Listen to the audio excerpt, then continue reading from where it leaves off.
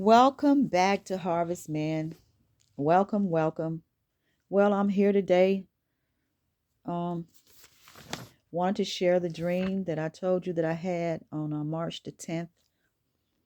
So I am ready to share.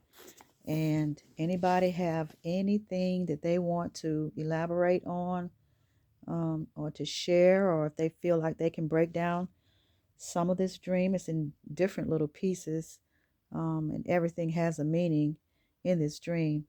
You please can leave it in the comments section, because we read and we working together, we coming together in unity to be as one. So let's just break this down, and I'll tell you what I feel. um, and I've discussed it with our group. The return back, the day of return, I'm sorry, the day of return, I've spoken to them as well. So this is the dream, but before I go into it, let's say a quick prayer. Abba Yah, we thank you for your love and your affection. We thank you for this dream that you have given us to share, because you told me to share it with everyone. I thank you because it's truly continue guiding us and leading us and opening up our eyes. We thank you and we bless you in your precious holy name. Okay, so let's go into it. This was March the 10th. I saw myself and I was standing um, on a staircase with a male figure and my mom. Like it was like maybe family, and there was rails there that you could hold on to, and above us was another family, and they had this long silver or stainless steel object, which at that moment I couldn't detect what it was. But I remember I left my family standing on the steps, and I ran to the restroom to wash my face with some water, wash underneath my arms, because I had been in that on that staircase for a minute. Don't know why, don't know what happened, but I was on that staircase for a minute. And while I was in the bathroom, there was another lady that came in with me, um, short statue, and she had these large glasses, which was in the sink, and she was trying to clean them.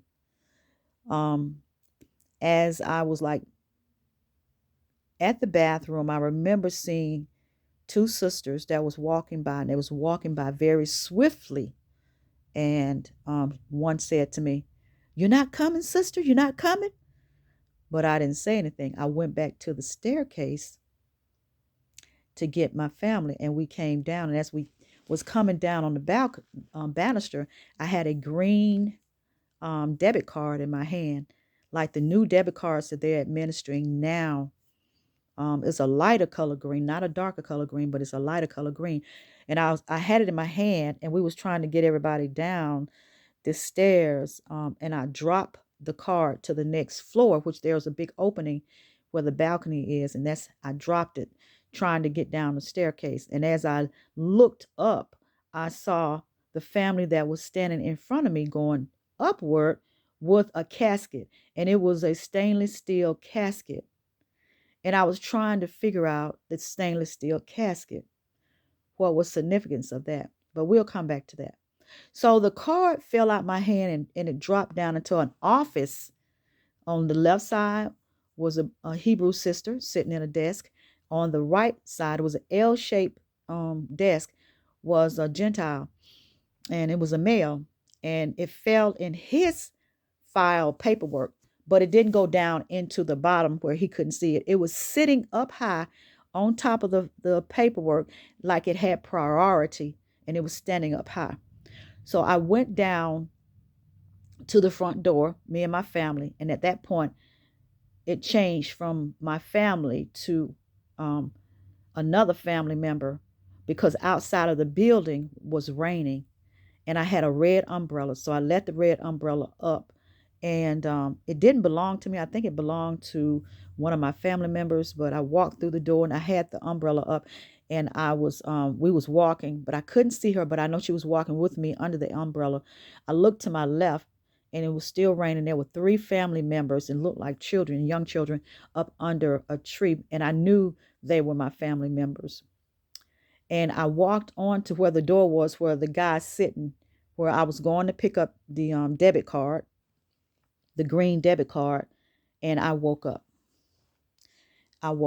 So I'm gonna back up to the beginning of where I was standing on the staircase. So I take that as me being in a situation where I had to be there for a minute and I needed to go freshen up. So I went to go wash my face.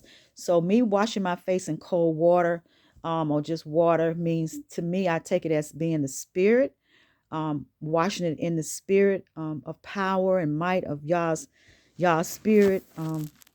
And I was being anew because I was washing my face and washing under my arms, and it was preparing me for something new. The casket going up, it was, since it was stainless steel, sometimes that's like indestructible death, like they was walking up into it, maybe with no return, because there's a casket there. The casket signifies death.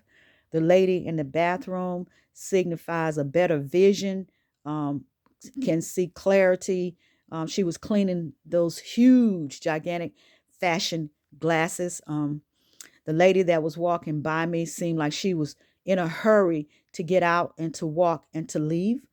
As we go down to the door, as my family members, I was holding the protection of to protect my family if they came under the umbrella and come out of the rain, because the little kids, they weren't little, maybe school age to teen size. They had on these black raincoats to keep them, but they were still getting wet because the tree hadn't bloomed all the way. It was a smaller tree, and it didn't have many leaves on it.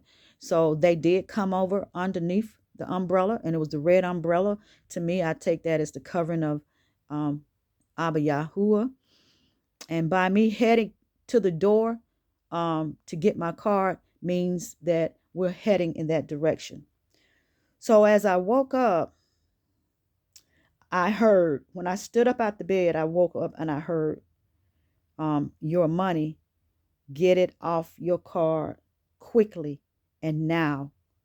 So he's told us before that when the funds come, move them into other currency, whether it's gold, silver, to another outside wherever, but not in this country, another bank or wherever in other places.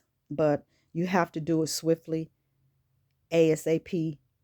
And if you put it into one of those coin currencies, he said to not let it stay there long because it's going to get caught up in that system.